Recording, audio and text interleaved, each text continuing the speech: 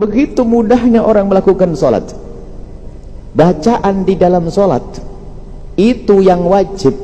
Kalau anda tahu, yang wajib dibaca waktu anda melakukan sholat duhur, maghrib, isya dan seterusnya, itu cuma 5. Yang bisa menghafal Pancasila, nggak bisa menghafal ini, nggak selamat nanti. 5. Yang pertama takbiratul ihram, Allahu Akbar. Yang kedua membaca surat Al-Fatihah sampai waladhdallin. Yang ketiga adalah membaca at-tahiyat di akhir, bukan tahiyat yang pertama kalau salat zuhur, tahiyat akhir, at-tahiyatul mubarakatuh satu thayyibatillah sampai asyhadu alla ilaha illallah wa asyhadu anna muhammadar rasulullah. Yang keempat. Yang kelima, Allahumma shalli ala sayyidina Muhammad wa ala ali sayyidina Muhammad. Kama sholaitanya tambahan itu. Yang kelima adalah assalamualaikum. Lihat bacaan yang dibaca itu, nggak ada lebih dari itu. Anda baca kabira walhamdulillah itu sunnah, nggak dibaca sah. Setelah baca surat Al-Fatihah, baca qul huwallah boleh, nggak baca qul huwallah sah. Waktu ruku Anda baca subhana rabbiyal azimi sah, sunnah. Kalau nggak baca tetap sah. Rukuknya pun nggak pakai Allahu Akbar sah. Cuman keterlaluan ngomong kita aja kok susah. Gara-gara ya nggak pengen gara-gara dengar omongan begini langsung berubah cara sholatnya. Kita hanya tunjukkan mana yang wajib gitu saja. Lihat, begitu mudahnya. Tasyahud yang pertama kalau Anda sholat duhur itu tidak wajib, sunnah. Kemudian masih bisa ditawar lagi. Kalau saya nggak hafal Fatihah bagaimana? Bukan untuk Anda loh ya. Bagi yang tidak hafal surat Al-Fatihah bagaimana? Ganti surat yang lainnya. Surat qul huwallahu ahad, nggak hafal surat Ikhlas, nggak hafal semuanya. Terus hafalmu apa? Saya nggak punya hafalan Quran. Karena dia tobat sadar sudah umur 80 tahun dia. Pinter dia. Minggu depan malaikat Israel datang dia tobat, pinter dia.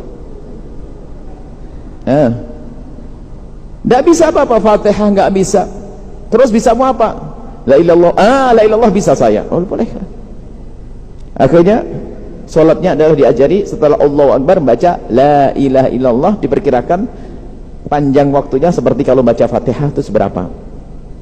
Setengah menit la ilaha illallah, Allahu Akbar, la ilaha illallah, la ilaha illallah, la ilaha illallah. Itu bagi dia. Kalau Anda nggak sah, jangan ikut-ikutan. Itu bagi orang yang nggak hafal Fatihah. Tapi kalau memang betul di sini diam-diam nggak hafal Fatihah, gitu aja, la ilaha illallah. Disepakati ulama itu nggak ada khilaf, bukan perbedaan ulama. Ya begitu ulama berkata. Nggak hafal mau dipaksa bagaimana? Nggak hafal baca boleh kok.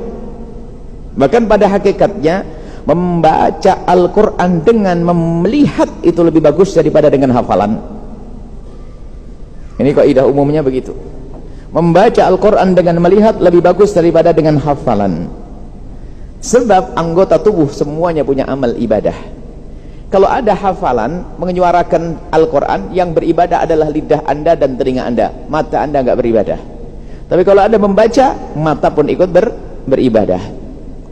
Baca bismillah, Allahu Akbar, alhamdulillah, bismillahirrahmanirrahim, alhamdulillah, sah. Tasyahud pun boleh ditawar bagi yang nggak hafal. Kali lagi la ilaha illallah. Nah ini mudah, nggak ada yang susah. Siapa yang mengatakan sholat susah? Makanya kalau ada orang tidak bisa sholat, yang salah itu gurunya. Yang salah gurunya. Dan yang kalau ada orang susah melakukan sholat, lagi-lagi yang salah gurunya. Sebab sholat sama sekali tidak susah. Jangan sampai Anda seksa orang tua Anda yang sudah sepuh untuk sholat seperti Anda yang sehat. Banyak kemudahan yang Allah berikan untuknya. Jangan seksa dia sholat. Tetap melakukan sholat tapi dengan cara semudah-mudahnya. Jangan sampai orang menjadi tidak sholat karena merasa keberatan melakukan sholat, maka Anda ikut dosa menjauhkan orang dari sholat karena kurangnya ilmu. Kakek sudah sepuh berdiri saja sudah pakai tongkat, dipaksa oleh anaknya harus berdiri goyang-goyang betul. Anaknya kan baru belajar kitab Safinatun Najah, di situ disebutkan kalau sholat harus berdiri. Akhirnya Pak, kalau nggak berdiri nggak sah Mbah, saya nggak kuat, harus berdiri Mbah. Boleh berdiri, betul jatuh ke jidat-jidatnya. Besok disuruh lagi, enggak, nah saya takut apa? Takut kejedot. Ini yang salah, cucunya yang ngajari salah. Tidak susah.